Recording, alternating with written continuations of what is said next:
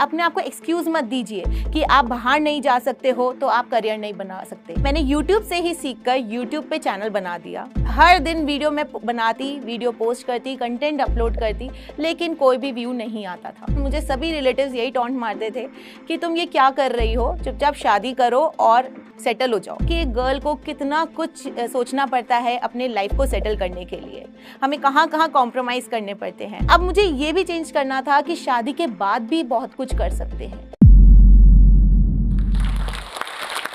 सो hi everyone, मेरा नाम है मोना चौधरी और मुझे मेरे सभी स्टूडेंट्स मैथ्स मसाला वाली मैम के नेम से जानते हैं। मैं उत्तराखंड के एक छोटे से शहर बाजपुर को बिलोंग करती हूँ, जहाँ पर मैंने बहुत सारे सपने देखे। उसमें से एक सपना ये भी है जो स्टॉक के प्लेटफॉर्म पे आने का, और जो आज फाइनली पूरा हुआ है। तो घर पे ही रहकर मैंने बहुत सारे स्टूडेंट्स को टीच किया और अपनी नॉलेज भी शेयर करी।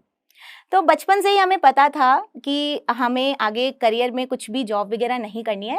लाइफ बिल्कुल सिंपल और सॉर्टेड थी कि अभी पढ़ाई करनी है और उसके बाद आगे चल के शादी हो जाएगी और वही करियर होगा और आगे वहीं से लाइफ जो है चलती रहेगी। लाइफ में कोई भी गोल नहीं था, लाइफ का कोई भी मोटिव नहीं था।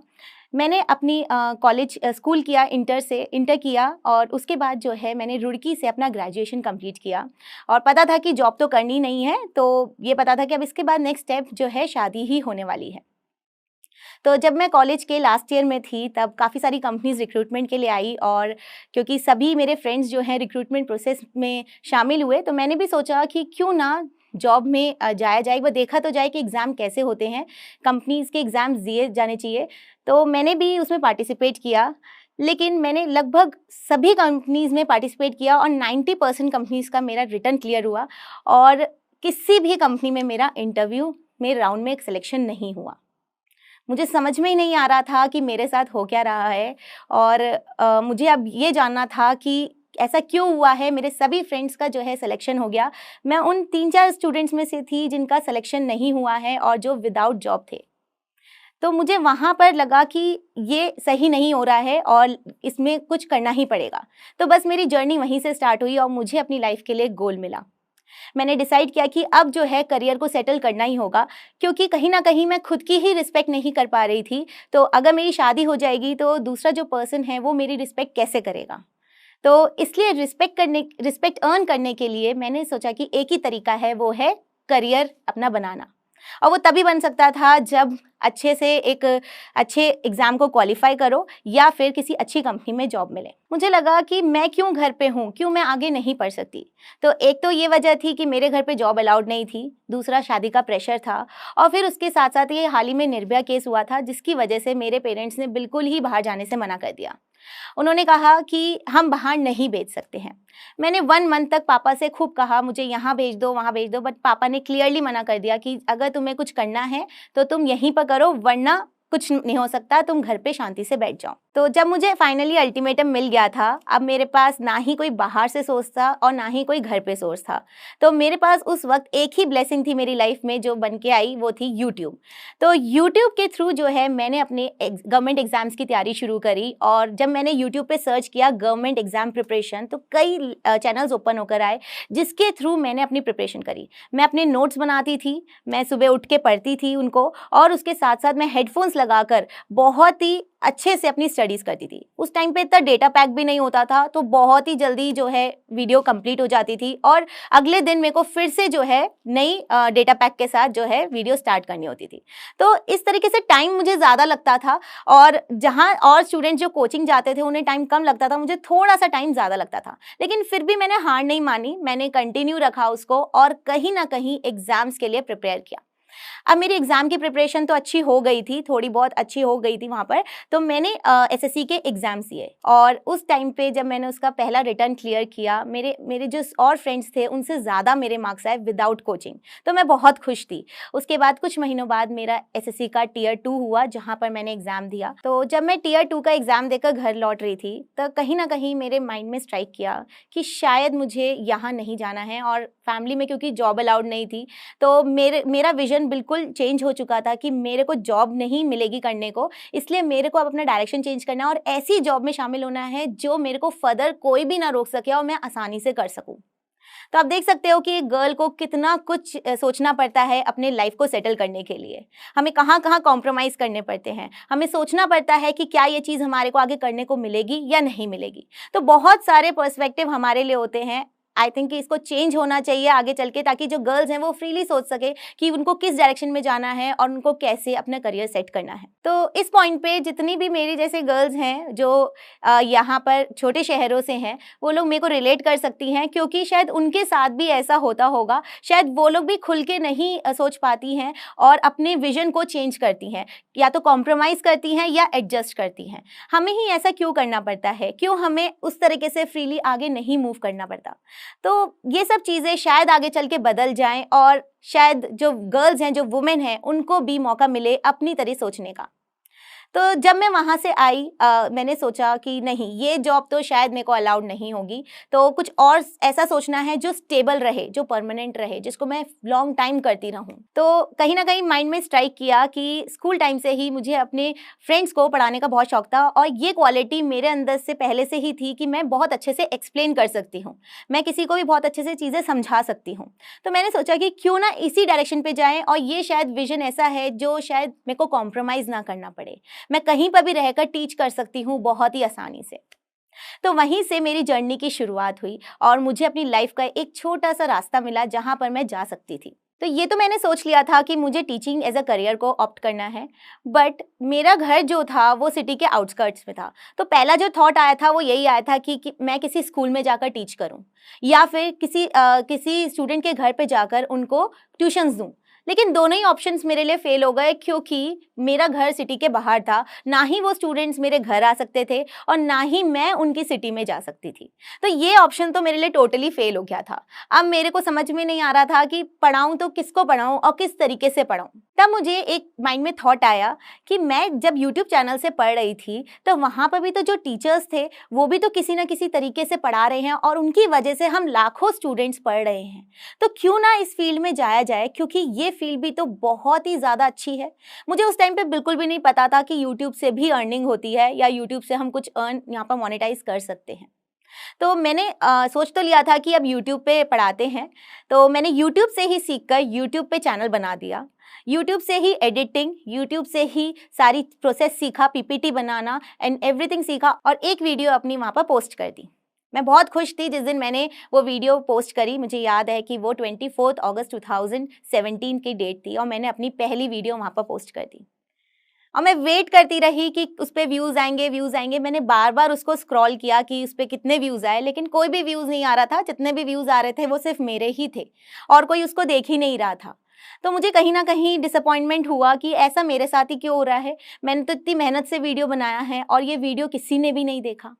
तो मुझे बहुत ही ज़्यादा डिसअपॉइंटमेंट वहाँ पर हो चुका था। लेकिन मैंने अपने आप से कमिटमेंट किया कि अगर ये फील्ड चूज़ ही कर लिया है, तो अब इसमें डेली एक वीडियो पोस्ट करते हैं। तो क्या हुआ कि अगर लोग नहीं देख रहे हैं, कम से कम एक स्टूडेंट देखे, वही काफ़ी है। तो इसी तरह से मैंने 6 महीने लगातार, 6 से 8 महीने लगातार अपनी वीडियो कंटिन्यूस यूट्यूब पे डालनी शुरू कर दी, और हर दिन वीडियो में बनाती, वीडियो पोस्ट करती, कंटेंट अपलोड करती, लेकिन कोई भी व्यू नहीं आता था। बहुत ज़्यादा मैं डिसअपॉइंटेड थी। लेकिन कहीं ना कहीं एक बहुत ही अच्छा मोटिवेशन अंदर था कि कुछ तो करना है। अगर ये चीज़ नहीं किया ना, तो लाइफ ख़राब हो जाएगी और करियर बिल्कुल भी नहीं बनेगा। मैं कहीं पर भी जाती अपने फैमिली फंक्शंस में, तो वहाँ पर मुझे सभी रिलेटिव्स यही टॉन्ट मारते थे कि तुम ये क्या कर रही हो, चुपचाप शादी करो और सेटल हो जाओ। बट अब मैं उनको नहीं समझा सकती थी कि मेरे लिए सेटल होना शादी नहीं है, करियर बन चुका है। मुझे पहले करियर सेट करना है, उसके बाद शादी करनी है। तो आप समझ सकते हो कि 7-8 महीने मैंने लगातार मेहनत करी, और कोई भी जब वीडियो वायरल नहीं हो रही है तो कितना ज़्यादा डिसअपॉइंटमेंट होता है, कितने ज़्यादा हम लोग हताश हो जाते हैं, और लगने लगता है कि पूरी दुनिया सच बोल रही है कि आप कुछ नहीं कर सकते हो, और आप फिर भी काम करे जा रहे हो। तो ये मेरे लिए बहुत बहुत ज़्यादा डिमोटिवेटेड था। मैं बहुत ज़्यादा हताश थी इस चीज़ से। लेकिन फिर भी एक चीज़ मेरे अंदर थी कि मेरे को अपना काम नहीं छोड़ना है, मुझे लगातार करते जाना है, अब चाहे कुछ हो या ना हो। तो मैंने क्या किया कि 100% कमिटमेंट के साथ अपने काम को करती रही, डेली वीडियो अपलोड करती रही। तो जब अगर आप सोच लेते हो कि आपको कुछ करना है तो आप करके ही रहते हो। तो यही चीज़ मेरे साथ हुई। एक दिन फाइनली 8 मंथ्स बाद मेरी एक वीडियो वायरल हुई और वायरल होते ही कुछ ही घंटों में उसमें 5000 सब्सक्राइबर्स आ गए और ये मेरे लिए बिल्कुल मैजिक हो गया। जहाँ सिर्फ 100 या 200 सब्सक्राइबर्स थे वहाँ एकदम से 5000 सब्सक्राइबर्स हो गए। मेरी खुशी का बिल्कुल भी ठिकाना नहीं था और सीरियसली उस दिन का दिन मैं आज भी नहीं भूली हूँ। मैं बहुत ही ज़्यादा खुश थी। मेरे पेरेंट्स, मेरा भाई, मेरी मम्मी बहुत ही ज़्यादा एक्साइटेड थे उस वक्त और उस टाइम पे मेरे पापा ने देखा कि हाँ ये कुछ कर सकती है और उन्होंने मेरा प्रेशर शादी का कम कर दिया। उन्होंने कहा कि मैं अब आपको 3 साल दे रहा हूँ, अब तुम्हें जो बनना है तुम बनो, बस 3 साल का मौका है, इसमें मुझे कुछ बन के दिखा दो, वरना फिर उसके बाद मैं शादी कर दूंगा। मैं बहुत खुश थी कि कम से कम लाइफ में कुछ अर्न तो किया, एक टाइम ही सही मैंने अर्न तो किया है ना। तो उसके बाद मेरे को एक स्टार्टअप कंपनी थी, एजुकेशन कंपनी, उन्होंने मेरे को रिक्रूट कर लिया और वहाँ पर मैं काम करने लगी। मुझे नहीं पता था कि उस कंपनी में मुझे क्या अर्न हो रहा है और उस कंपनी में 3 महीने लगातार काम करने के बाद मेरी पहली सैलरी आई थी जो कि सिर्फ 1500 रुपये थी।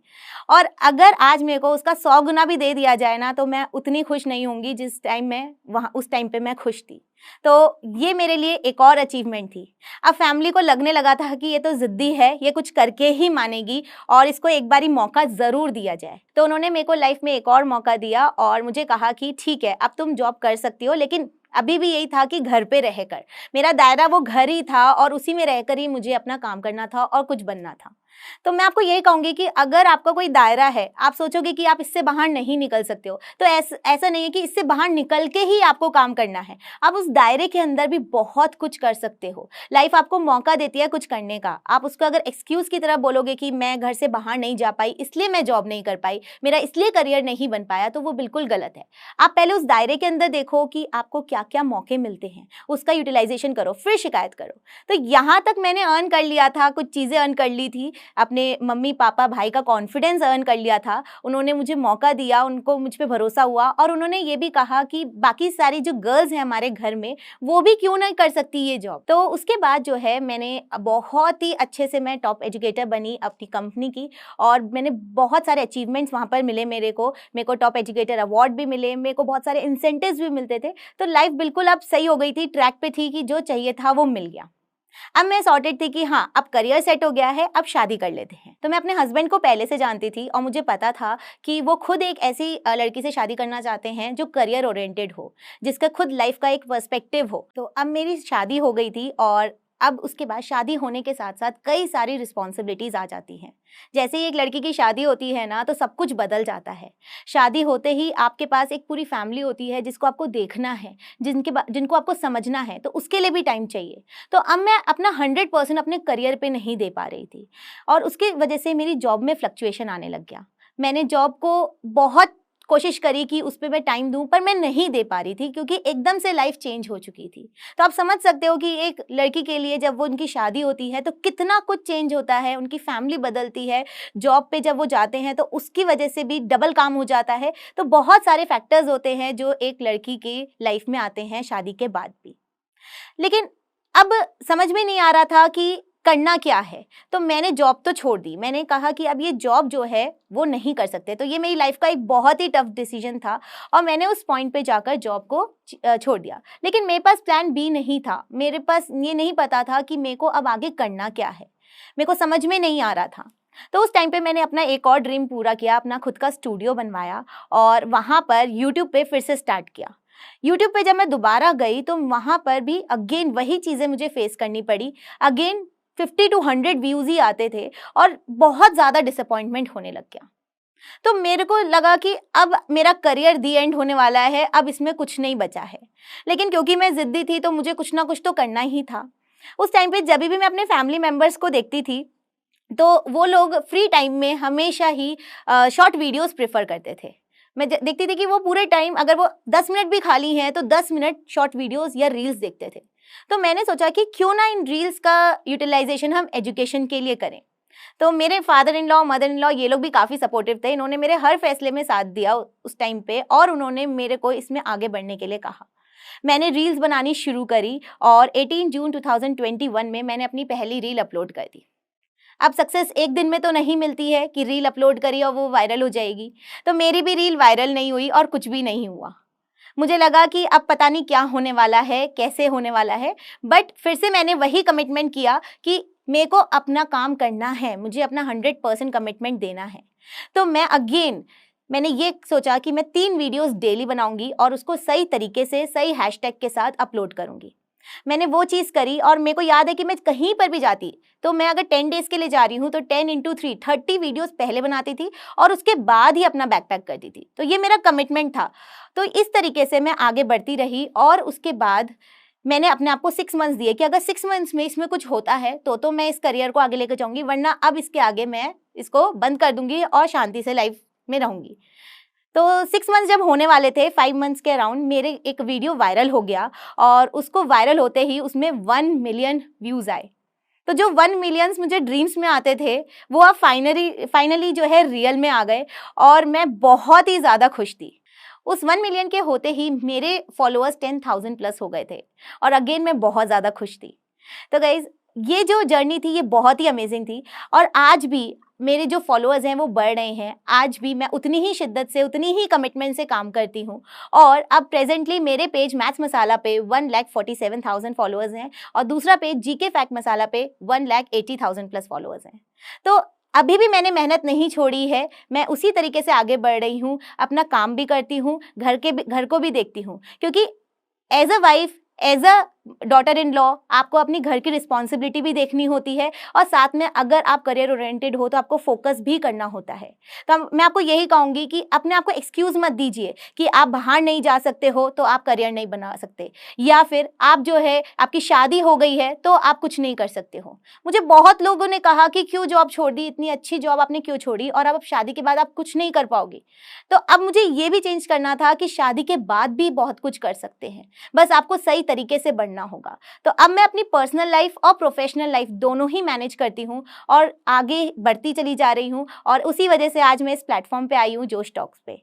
तो गाइज, एक ही चीज़ कहूँगी कि अगर आप कोई चीज़ शिद्दत से करोगे तो वो आपको ज़रूर मिलेगी। और साथ में एक और बात मैं आपको ये कहूँगी कि आप कोई भी अपना करियर ऑप्ट कर रहे हो तो उसको पहले शोर मत मचाइए।